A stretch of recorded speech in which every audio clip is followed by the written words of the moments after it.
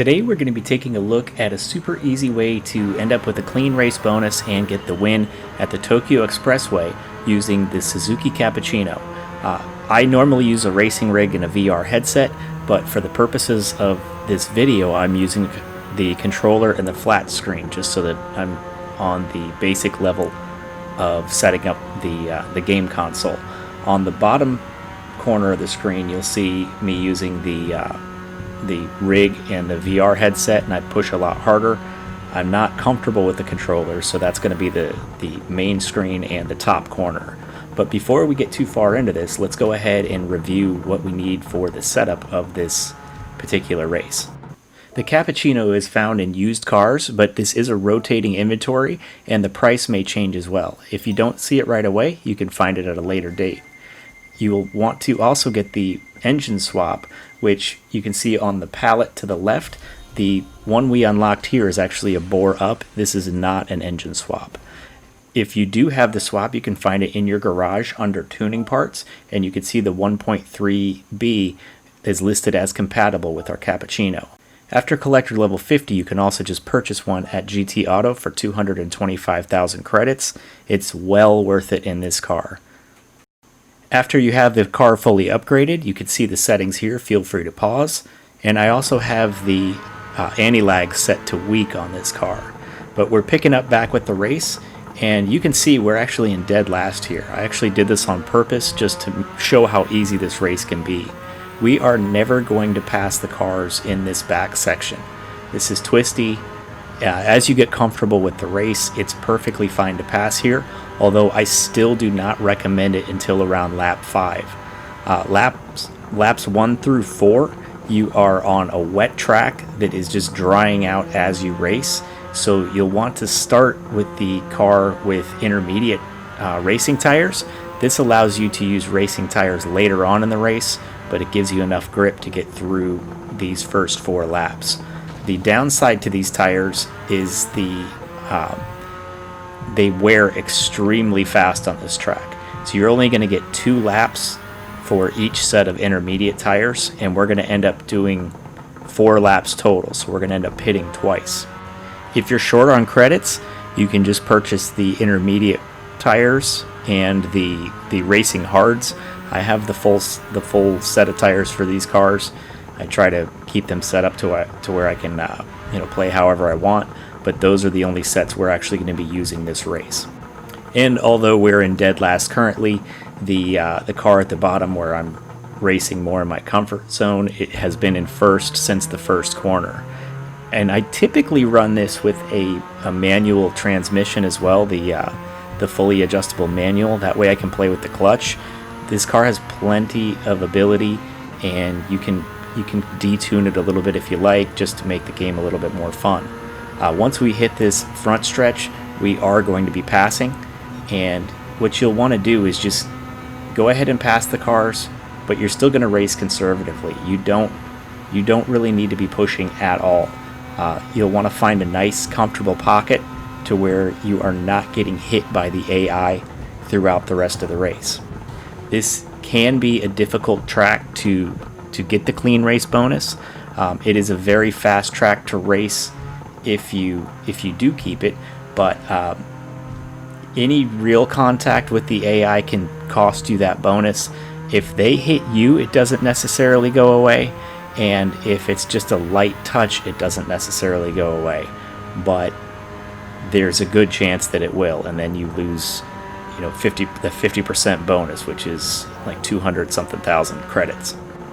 Again, here we are just trying to pace the car in front of us. You don't want to overtake. The track is wet, and there's no need at all to really be pushing on this car. There is another section where you can actually lose the clean race bonus. Most of the track you can bounce across, bounce against the walls and not have any kind of risk. If you've been paying attention, I actually hit the walls a couple times already, just because I'm not comfortable using the controller. So it's perfectly fine, and people actually will even wall ride this track with other cars. It is not necessary at all with the Cappuccino. It's more than powerful enough, and if you have that setup, it actually feels pretty good. It's not too twitchy, and it's pretty easy to handle.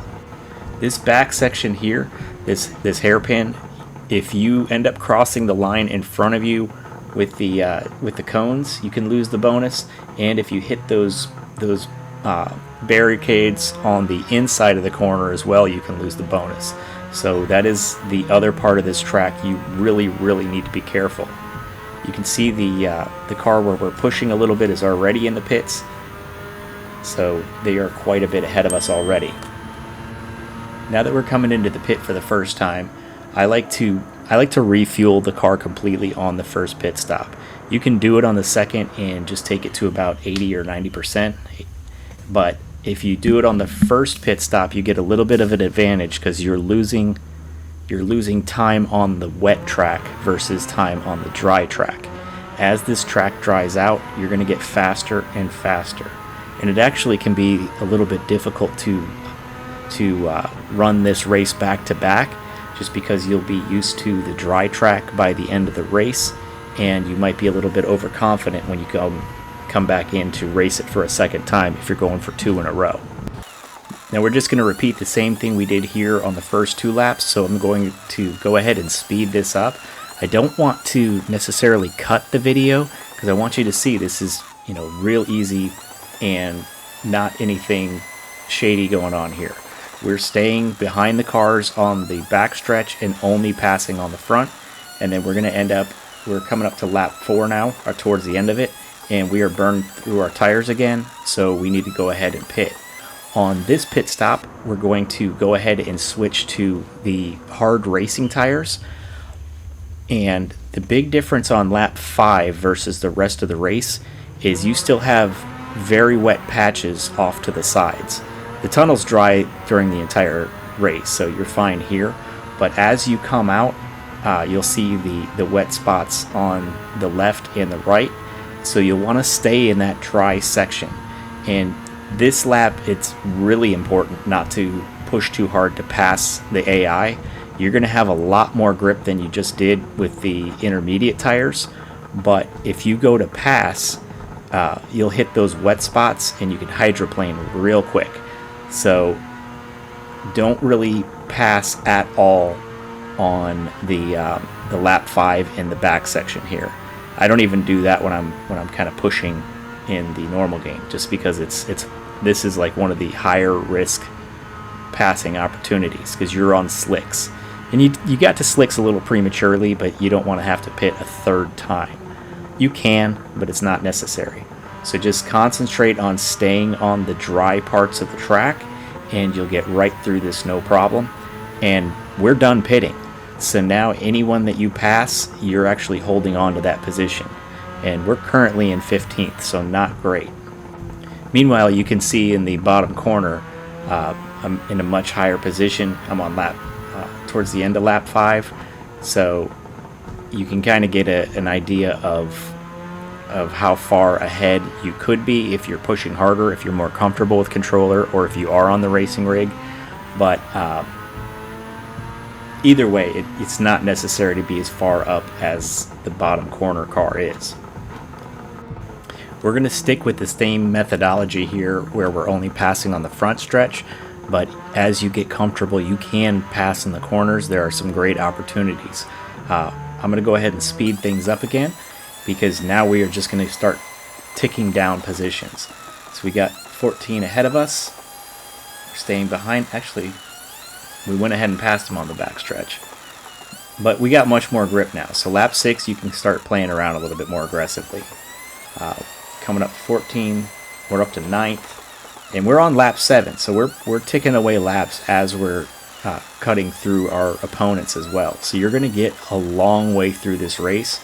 I'm not pushing aggressively on any of the drivers here. The car is more than powerful enough to get by them without any real confrontations. Coming up on 3rd place here on lap 8. Be able to get by him on the front stretch real nice and easy. And a lot of these guys have been pitting as well. Most of the cars are on a single pit strategy. I believe Gallo is on a 2-pit strategy. He's in the NSX, so he may pass you, but don't worry about it. Coming up on 2nd here Just got by Gallo. And now we just hit first place. So we're on lap 10. Like, we've committed to this pretty deep before we got to first. Most of these races in the game, you're way ahead right away.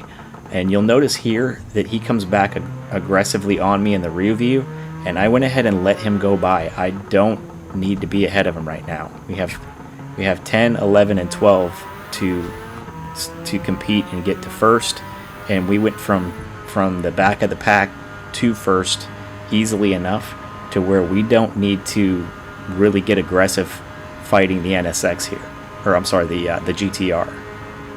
We'll fast forward the backstretch here. So we are just following, just pacing, and then when we come around the hairpin here, we are going to get back into pushing on him. This car has got plenty of power. It'll top out around 215 miles per hour with this setup. So the AI cars are nowhere near that speed. We can just slide right past them, no big deal. Another benefit of this Cappuccino is how small it is. We're just going to go ahead and fly through the rest of this race. You can see the bottom car is hitting lap 12, so they're quite a bit ahead of us.